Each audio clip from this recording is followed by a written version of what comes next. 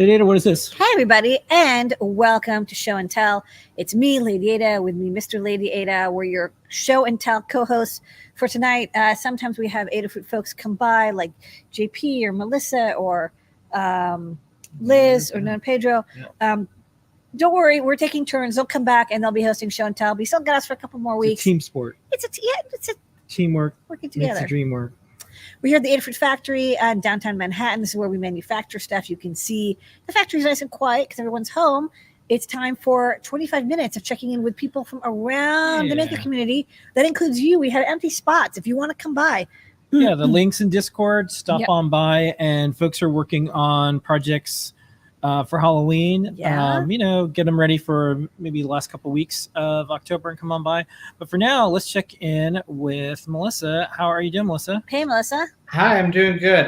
So I have been working on updating the TensorFlow guide here so it can run on Bullseye. So you can see it here. Oh, nice. I have it running the Bullseye desktop. So I'm just going to start it up via SSH here on my other.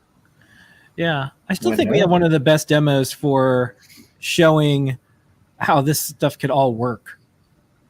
And then I'll show you like a few things to detect here. Like if I throw, there we go.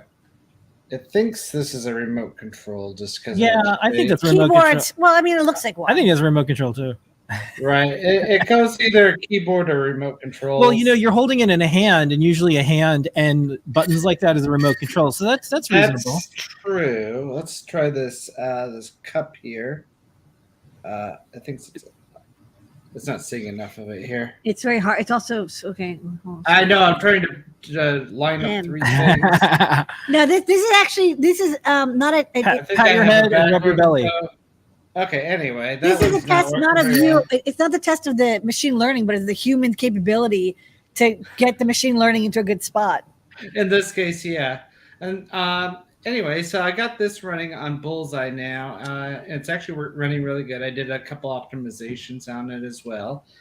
The guide should be finished up here shortly. I have a pull request in to actually have the changes I did for the software that runs the vision checking here, and that should be updated soon. Yay!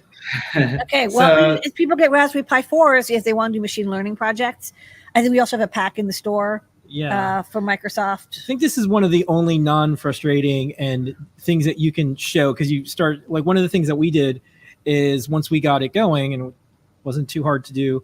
Now we have a guide. Is we had like a picture book of animals. It's really good with like panda and leopard. It's very good to show. Oh, this is what you can do with machine learning. Then we had the text piped out to audio, so you can hear what it was saying too. So those are neat projects to do. Yeah, and then this could be used like in a Halloween project, so you could like detect certain costumes and have it. That'd be cool, actually. Be like, all right, if you want the most candy, you could bring probably, a ghost. There you go. Candy corn. No, yeah. All right. Yeah, that's true. We have. I don't know if we have. Melissa. We should do a the Microsoft's what's their machine learning? Lobe. Lobe. Yeah. We could do a Lobe candy detector. Yeah, we did bakery, and it was really neat because croissants and different types of bread were very easy to figure out, and it was an all-in-one where it would have the machine learning look at the pastry, and without even having to touch the pastry good, it would say what it is, and then it would ring it up, and then it would charge you, and then it would have the little receipt come out. So kind of a neat little project with an application, because a lot of these things are solutions looking for problems. Yeah. Okay. But a good candy detector is useful. You're like, I want the Snickers mini bar or the Reese's Pieces. I think it'd be neat for someone to make like a teddy bear toy, and kids could kind of learn how to program, train it on things like, oh, here's things that I have, and then it would start to recognize things. Obviously you wouldn't want an internet connected. This is why this like machine learning on the edge stuff is kind of fun, because that demo wasn't connected online at all. It's just all things running local. But I think that'd be kind of neat to have like a cyber teddy bear that would just talk to things that you show it. It's actually kind of funny that Teddy works, but I know they redid it, but they didn't add machine learning to it. Yeah. Yeah, that's a good idea. So anyways, there's some project ideas for folks. Probably be a learning guide soon. Okay. All right. Thank you, Maker Melissa. Melissa. All right. Noe and Pedro. Yes, Noe and Pedro. I am hoping that you have a some type of phone or a computer that maybe grows hair or coughs or maybe gets sick or something like that. That's what I think the future of computing is. Do you have anything like that this week? Yeah, so this is actually your idea. You found this really cool, like Victorian type style, like lady who was like holding her phone. It just completely blends in. We're like, this is perfect as, you know, Halloween prop. So you can I like how you made it sweat in the video too. We'll yeah, we saw So that. gross. You did. It was And like, then you pierced his ear. The piercing was. Did you have to go to the piercing pagoda at the mall to do this, or did you do it yourself? No, just Brandy has like a bunch of earrings. Yeah. So so you showed me that, and I was like, how do we actually make this useful? And then we got some pop sockets. Yeah, this is totally useful now. I think it's hilarious. It's also a pop socket. Kickstand too. Kickstand does all the when you're holding stuff because let's face it, when we're doing all of our work, all their social media type posting, it's all on the phone. I can't do any of this on a computer, so this is perfect for. Did you have to shave the sideburns off before you went live on this, or I wanted to add hair onto this? It has a 5 o'clock shadow. That would have been so cool, but I ran out of time doing like all the follicles. But one of the cool things is with the PEI sheets you have on your printer, you can actually get like that texture that kind of looks like skin. So it does. Yeah, it is a nice little rough texture. Yeah, like a Goosebumps or something. So yeah, like you said, it's just a pop socket. You have like this little cover here. You can see. Yeah, it almost has a Ferengi look. Like. And then the prosthetic, like the skin tone prosthetics, it's the TPU, so super flexible. It goes right on, protects your phone and all that. I have the Fusion 360 file. If you don't want to do this, you can have like a regular like phone case for the iPhone 14. And I think we've been doing this since like the iPhone 6. So on the Adafruit Thingiverse site and on the Learn repo, there's every model phone on there. So you can always go down and get the newest ones or get the oldest ones and get the cases for that and do some modifications like this. One of the coolest comments we saw on the YouTube was like, oh, where's like the Vulcan ears? Yeah, where's like Vulcan elves. So, you can mod it if you want. 3D print a Q-tip or something. Blood. Exactly. Yeah. So this week's project, I guess every year we have to do some sort of fleshy, silicone-y, body well, we just love, look Cronenberg-esque. There was a Deep Space Nine where Quark had to dress up as like Lady Quark. I think that looks very similar. So that's this week's project. You can get all the files and check out 3D Hangouts. We talk about all of the printing in NinjaFlex, the slicings, all that, the challenges, stuff, the weeds. Yeah. Okay. All right. Thanks so much. And we'll be showing this video tonight. And then for folks who have been on the internet for a while, there was a really good Onion article post when Tim Cook took over Apple. They had just Google it or whatever. And it's like Tim Cook released his new laptop. It was like the new iMac, and it had like hair, and it coughed, and it got sick, and had mucus. And they're like, he's ruined Apple, because everyone was trying to claim that was going to happen. And so, anyways, this goes along with that. It would sniffle when it started up. Yeah. Wow. Like it had teeth. Yeah. Anyways, all right. Thanks. See you later. All right, Liz, how you doing? What's going on? Hey, how's it going? So I've been working on a Clue barometer, and what that does is it takes the air pressure sensing and it calculates with your elevation to get an accurate reading with the servo. So I'm going to power it up so you can see the servo go into position. And it's mounted on a paper plate, so it'll be easy for folks to make on their own. And even the arrow is part of the paper plate. And on the screen, we've got the temperature and pressure reading. And then if you press the A button, it goes into metric, so you can have it in Celsius and HPA, and you can switch back and forth. That's cool. Depending on your preferred units. So, and this will be a guide coming soon, and it's also going to be a pilot project, so folks can do it over the air. And I'll talk about editing your elevation in the code using File Glider as well. All right. Thank you so much, Liz. No problem. Have a good one. All right, JP, what you got going on this week? Hey, I have two keyboard-related things today, actually. So more keyboard. We're done with keyboards. We're not done with keyboards. Never. Never ends. So this is, I've been working on this split ortho keyboard. I showed it last week, and now I've got an evolved version of the design and how I'm putting the two split pieces together. But one thing I wanted to show was just a little bit of a wiring trick or tip that I'm using on this. So this is the sort of my development one. So I put on some headers. You can't really put this in a case. It's got these big jumpers on it. So when I'm wiring this for fitting nicely into this small case, what I'm doing is I'm using our really thin silicone stranded wire, which I think is like 26 AWG or something like that. Yeah. I get extra long lengths of it, and then I solder them to the columns and rows on this PCB. And then I'm placing the TCA 8418 where it's going to be mounted. And then I essentially pull the wires through to the proper length, because this is hard to get these all to proper length. So as I pull those through, and I'll go and check on the other side, I can get much neater wiring than Mark. Oh, I see what you're doing. Since the silicone stranded wire is so lovely and happy to be de-insulated, you can just grab it with your fingernail and pop off like a little like a millimeter or two of the insulation once you've cut it. So you don't even need to really get in there with wire cutters if you don't want to. It's really friendly to work with. Then you just pull it that extra bit. Well, tin them first, pull them that extra bit, and solder them, and then you get what should be a pretty neat soldering job with all the wiring at a proper length. So that's a little tip. I've done stuff like this before, but not one quite as messy as this. So we'll see how that turns out. I'll put that in the guide. The other, if you want to switch just back to my main camera, the other keyboard thing that I realized I wanted to show, and this is somewhat Jepler related, because it could be a challenge for him.